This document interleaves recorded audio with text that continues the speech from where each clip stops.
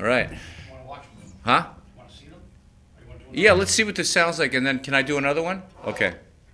Fantastic.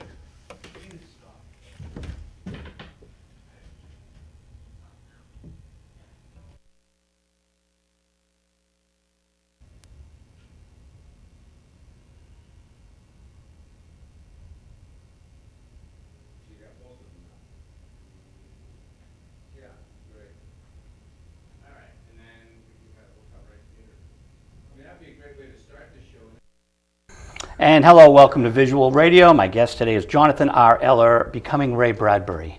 Oh, actually, that guest is later this summer. Today is June 27th, and my guest is Peter Calo.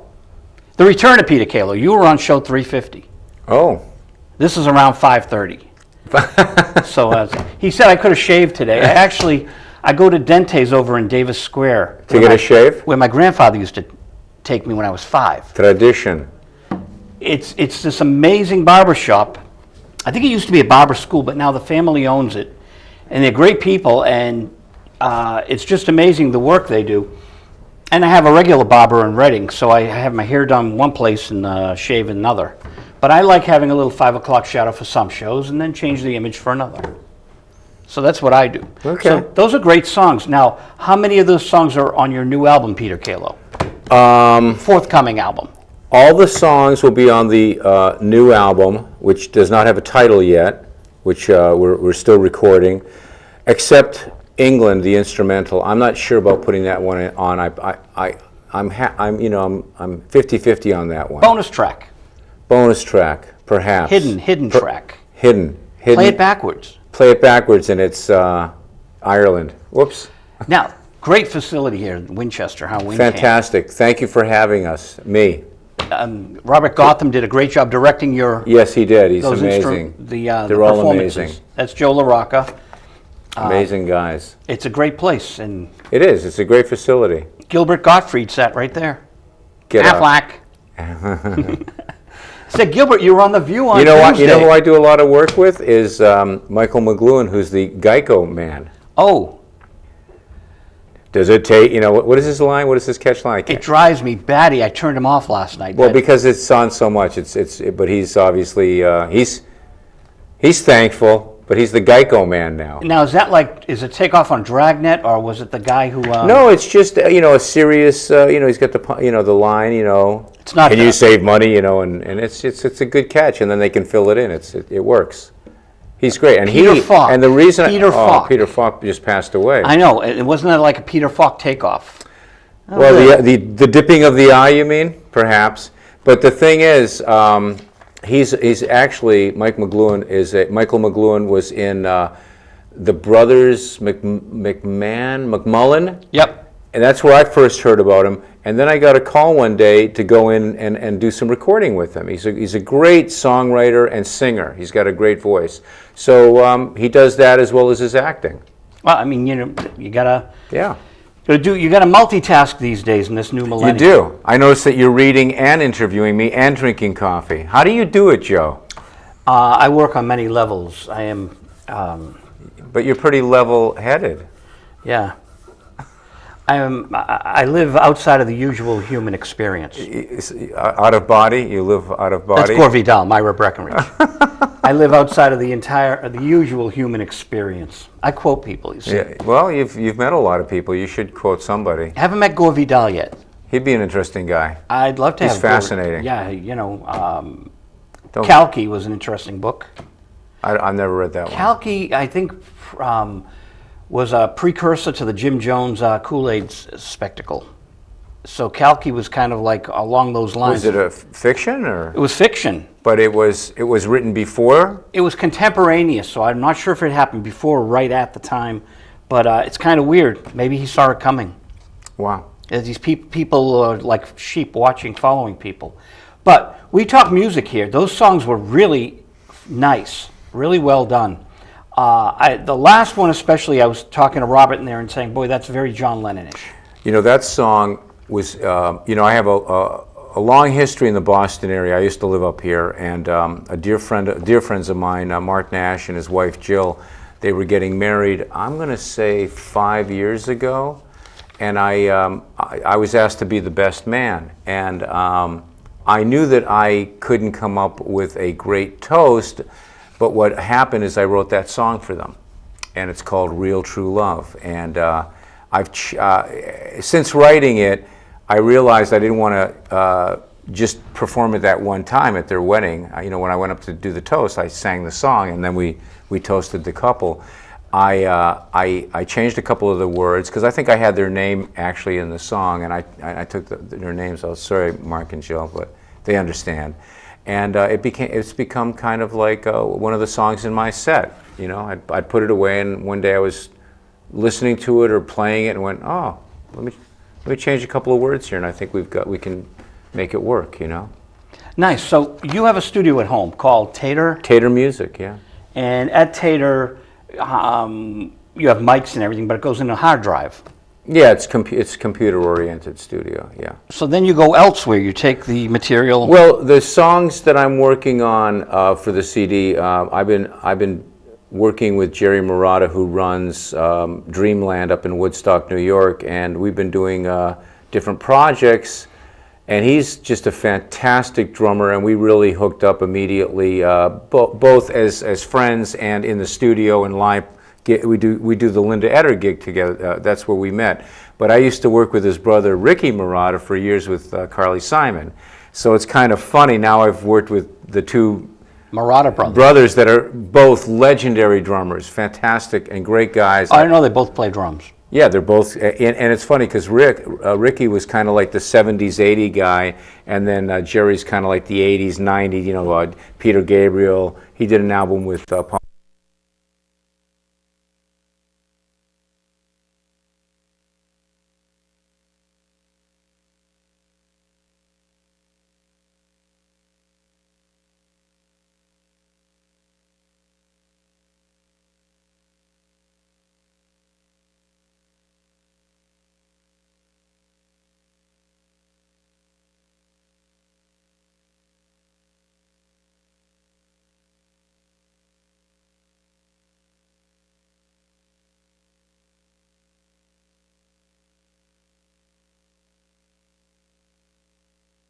He basically runs the studio, and he's got this big room. It's a church.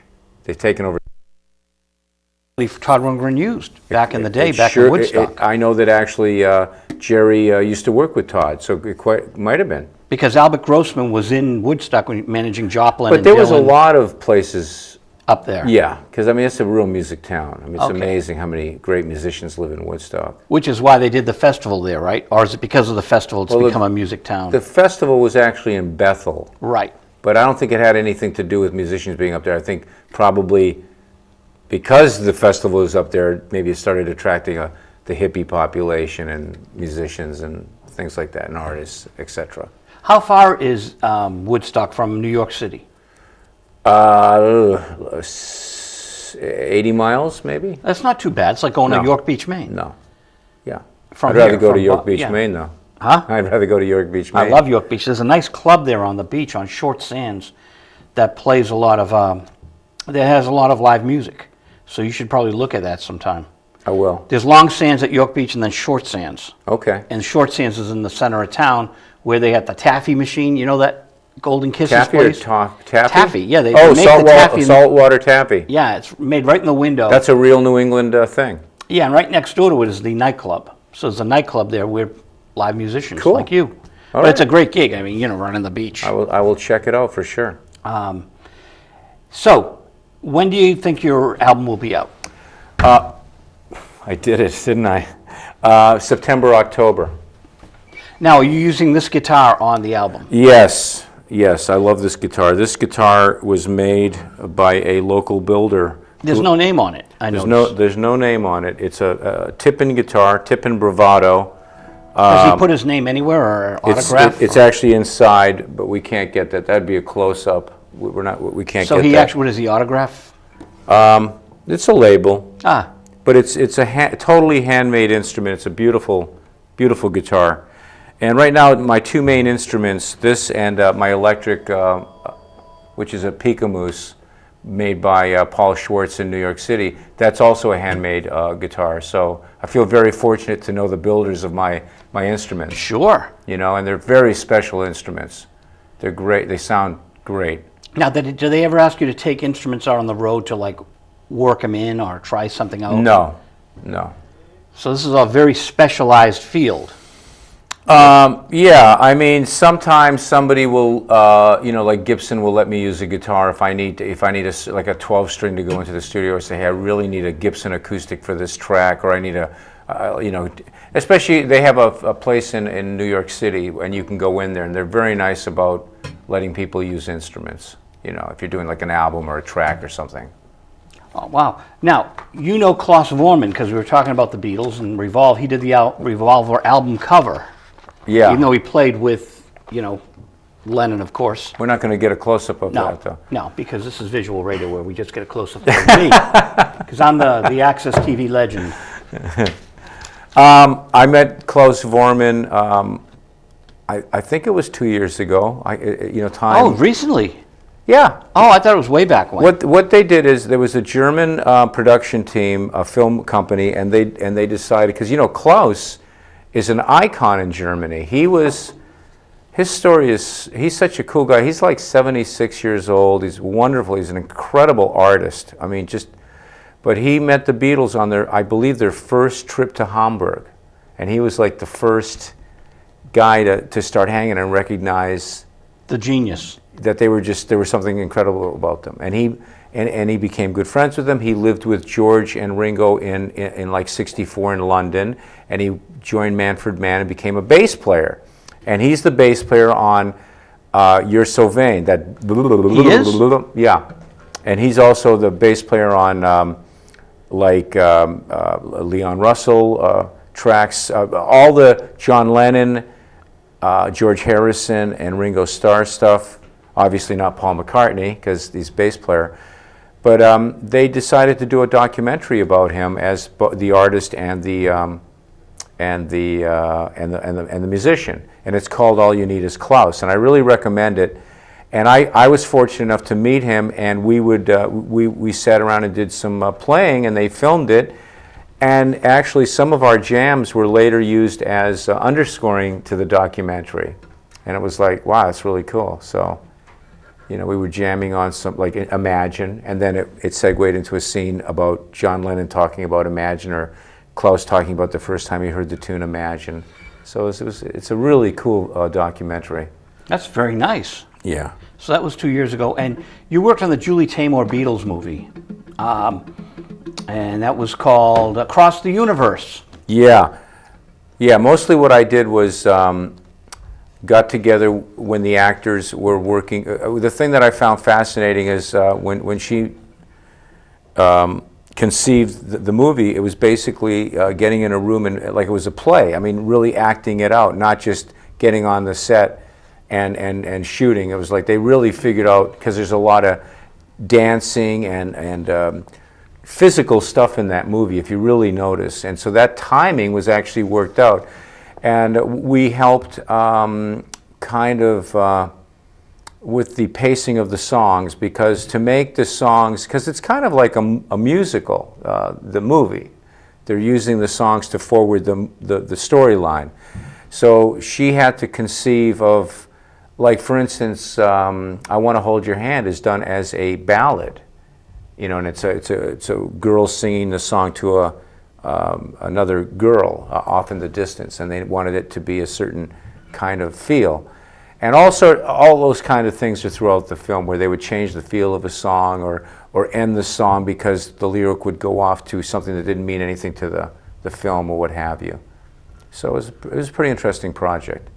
And now I'm working on a film, on a TV show that's gone to its second season, The Big C, which is on Showtime. Don't know it. It's on Showtime. It's an incredible. It's Laura Lindy, the actress. Oh yeah. Is the star, and it's a satire. No, not a satire. Like dark comedy, because the Big C meaning cancer. She has cancer, and they've managed to make a comedy. And so I've been working with Marcello Zarvis, who's a composer, and fantastic music. He's amazing. So you play the guitar. I'll be playing the guitar and ukulele, a lot of ukulele.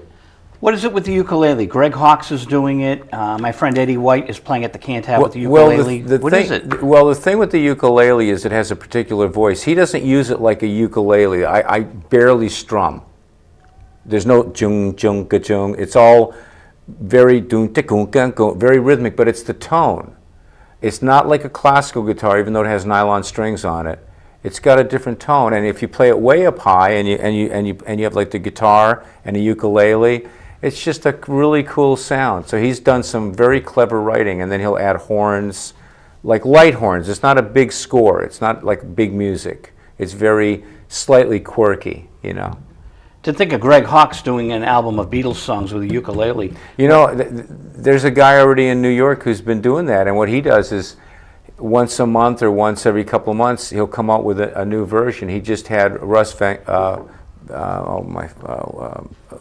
Vasquez. He just did. I can't remember the Beatles song, but he's been doing that, you know, and he's gone through the catalog, all the different musicians down in New York joining him as vocals, and then but they're doing like really different versions. It's really very cool. There's a website. I can't remember the website. We're getting off into Google. We're getting off into different territory But here my now. point about Greg Hawkes is he's known as the keyboard player of the Cars, but he played saxophone for Martin Mull, No kidding. Fabulous Furniture before the Cars. Wow. You know, So he's very musical and diverse. Yeah. he was our 7th guest. We just had him back before the Cars got back together. He was your 7th guest. Yeah. You remember the order of all your guests? Well, not all of them, not 550, but I know the first one was Marty Ballin. Wow. And then He was your first guest? Yeah. Wow. Well, I did a show in '79 in Somerville. I did a TV show for a year. And Barry Glovsky from Fusion is on my Facebook. He used to publish Lou Reed's poetry in Fusion magazine. So he's going to bring me some Lou's poetry that I don't have. I got a bunch of them. Wow. But Barry's going to come back on the show. He was like one of my first guests in '79. Wow. So then I went off and did my rock and roll anthologies and playing in the clubs. And 16 years ago, I started the show. I'm on one of your rock and roll anthologies. Right, and I'm going to give you number 9 before you leave here because I had it transferred to a CD. So I want to reissue them. Don't reissue my song. PCB. Ooh. Fine Line. It's great. I can't believe you remember that. Ooh. Hey, if I can I remember shudder the at the thought. guests and the songs and my guests on my show, right? That's pretty good. That is amazing. You're But an amazing person. I wanted to start this show, so I called up Marty Ballin. I said, hey, Marty, you're going to be in Boston. I want to have you on my show. He goes, I'll be in Harvard Square for 3 days. Track me down in the bookstores. Oh, because he was doing a book. He No, wrote a no, book? he was going, he buys books. Oh, was he here likes with to- yeah. He was playing with the Starship. He called his father up. Where's Marty going to be? I'm not going to go looking in bookstores for my guests. And he did the first show. Bobby Hebb was number 3. Bobby Hebb. And, Sonny. yeah. Sonny. We lost Bobby last Yeah, August 3rd. yeah. It's almost been a year. We lost Unbelievable. Peter Falk a couple of days ago. You know who else we lost was Fred Steiner. He wrote the Rocky and Bullwinkle theme, Oh, boy. Star Trek themes, but he wrote one of the greatest pieces of music in the history of television, the Perry Mason theme. Oh. Da da da da da da da da da. Da-da-da-da-da. Yeah, that's brilliant. It is total brilliant. genius. Well, all three you just mentioned are brilliant. Rocky and Bullwinkle, That's brilliant. you know. But the Perry Mason theme is one of my favorite songs of all Yeah, time, yeah. and it's so dramatic. Well, that was the day when they wrote some really great, Peter Gunn, and Yeah, it's classical stuff. Oh, it was P.F. it was Sloan wrote dramatic. Secret It was Agent Man. dramatic. They were real composers, weren't they? Yeah, and we Yeah. got to come back to that. And television should be the medium. So, Well, you know, but they've dropped the theme song because they want to get into the show quicker. well, I've got my own theme song to this show. You My do? song "Transporter" that I did with Jimmy Miller back in the day, and I usually Jimmy Miller. and in fact, I have to talk about Jimmy Miller. So Jimmy and I were in L.A. I met Jimmy Miller at your house. Oh wow! What is that? That's got to 83. Yeah, so 84. that's how many years ago is that? That's just It's almost 20 years ago. no, it's more than 20 years. So in 86 or 88, we went to L.A. twice, 86 and 88. So I said, let's go have lunch with Richard Perry, because he's friends with everyone. So Richard Perry cut Your Sylvain, right? Yeah. And he cut "I'm So Excited," which I think is one of the greatest Pointer Sister songs. It's just such a great pop He's song. in the Close documentary, by the way, because Oh. Close was his first pick for a while as bass player. He was like the guy. Oh, anyway, I didn't want to Richard, digress, no, Richard but- Perry's just such a genius. So we had lunch with him, and I have a picture of Jimmy and Richard Perry. You know? Oh, I would have loved to have been there, man. Well, he comes like across the street, just ordinary person. They sit down, and they loved each other. They were friends. They hadn't Jimmy seen each Miller other. made some of the classic English rock stuff that I love. You know, Traffic. Traffic, I love that. Spooky Tooth.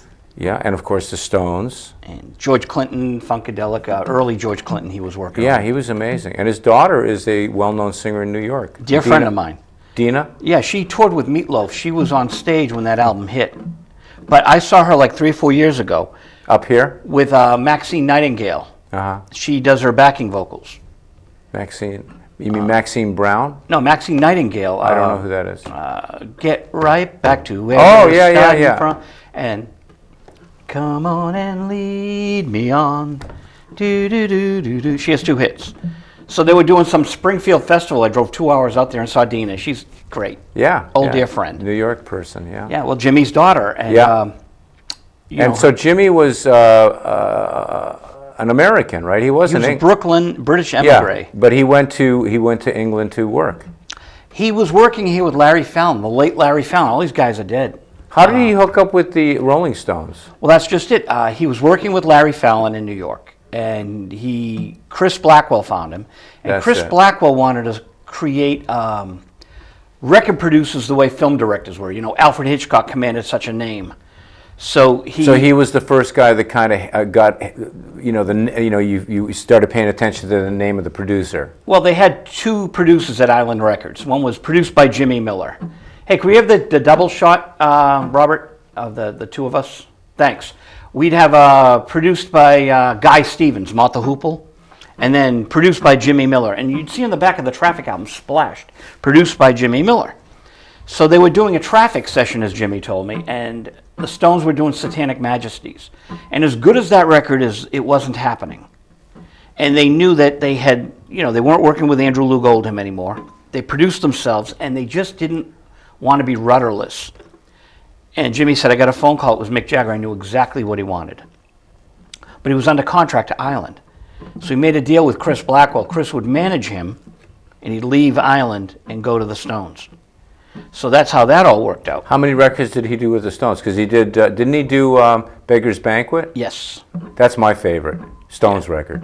Yeah, he did Let It Bleed, Beggar's Banquet. The first records he did were Street Fighting Man and Jumpin' Jack Flash. Well, Street Fighting Man is on Sympathy for the Devil, Beggar's Banquet. Yeah.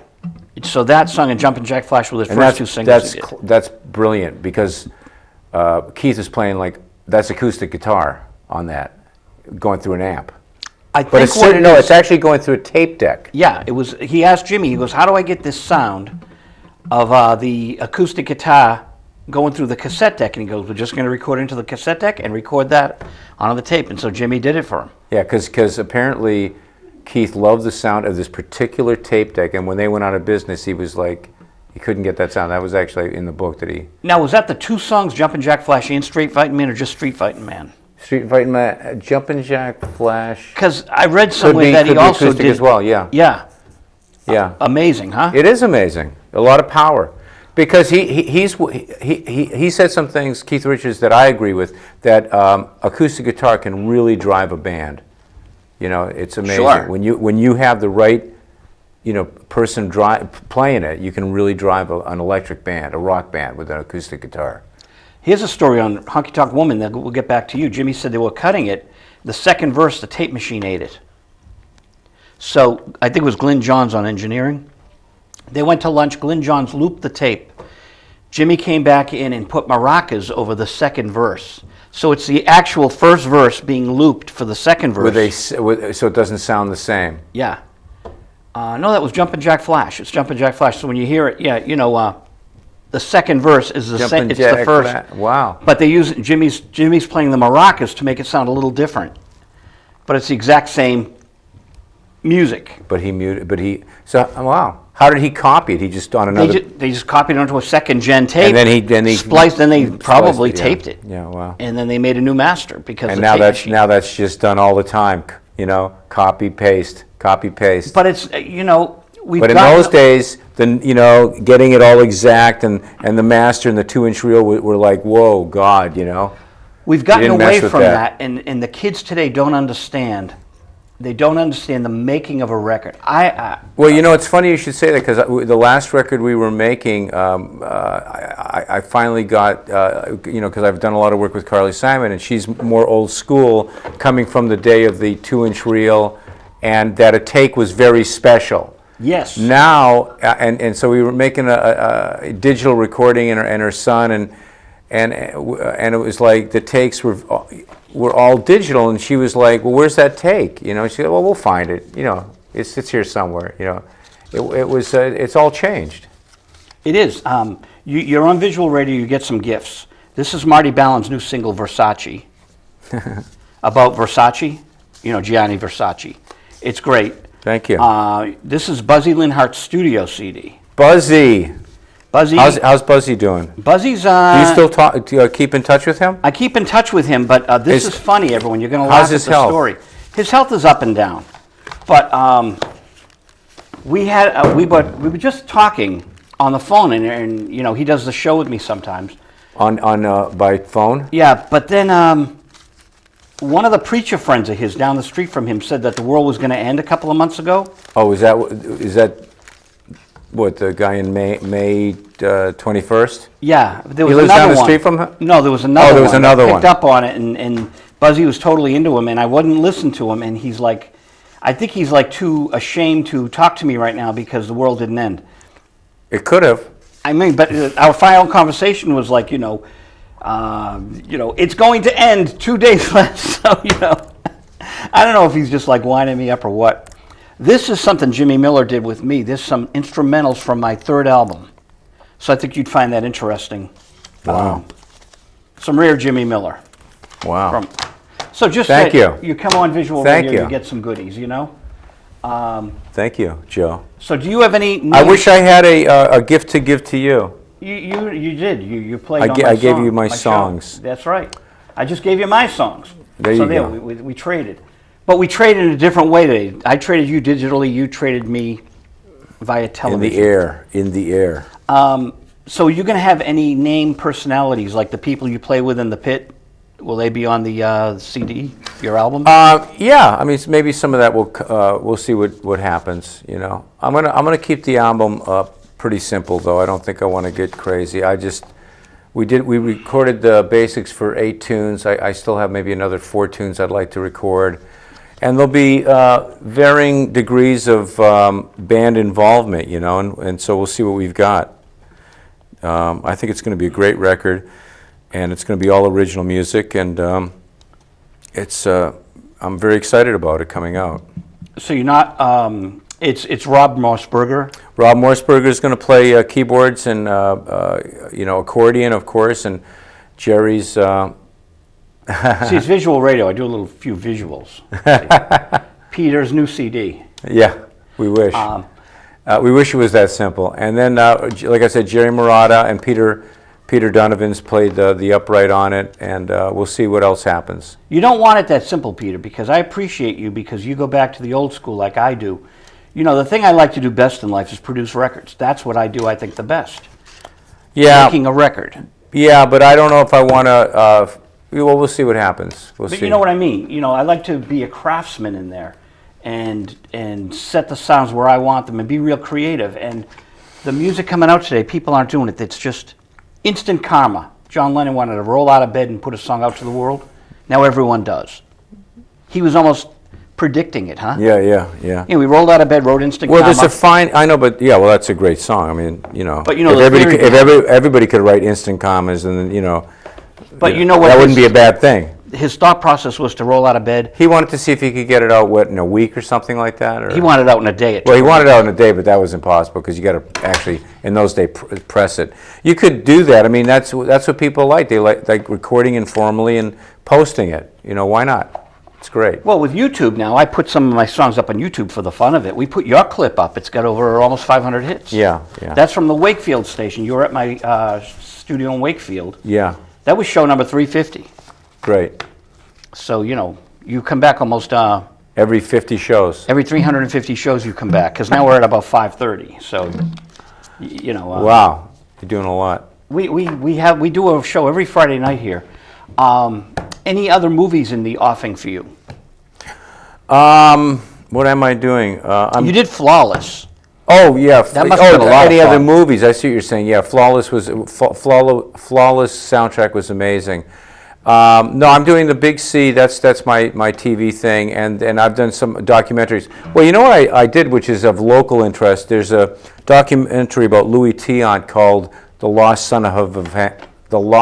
Son of Havana, where he goes and visits Havana after 50 years. Wow. An incredible documentary, and Robert Miller did the music, and I played guitar on it, and it's a lot of guitar music. So it's really, and it's a great story about Louis Tiant, who was, of course, the legendary Red Sox pitcher, and talks about his story and his trip to Havana after 50 years. So what's that for?